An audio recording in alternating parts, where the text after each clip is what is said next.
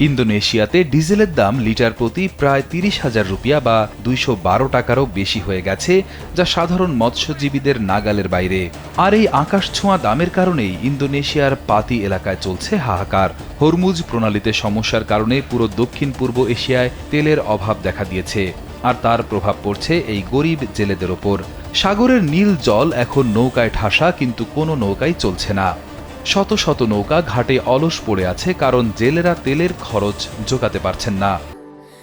Sandalina so, রূপচর্চায় আভিজাত্য। জানুরি নামের এক জেলে আক্ষেপ করে বলেন, আমরা এখন বেকার হয়ে পড়েছি। সরকারের কাছে আমাদের একটাই অনুরোধ, তেলের দাম অর্ধেক কমানো হোক, নয়তো আমাদেরকে না খেয়ে মরতে হবে। বর্তমান পরিস্থিতি এতটাই ভয়াবহ যে ফিলিপাইন এবং ইন্দোনেশিয়ার মতো দেশগুলোতে জরুরি জ্বালানি অবস্থা বা রেশনিং ব্যবস্থা চালু হয়েছে।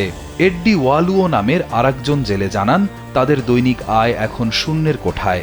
যেখানে আগে ভোরবেলা সামুদ্রিক মাছে ঘাট ভরে থাকত, এখন সেখানে কেবল নিস্তব্ধতা আর দুশ্চিন্তার ছায়া।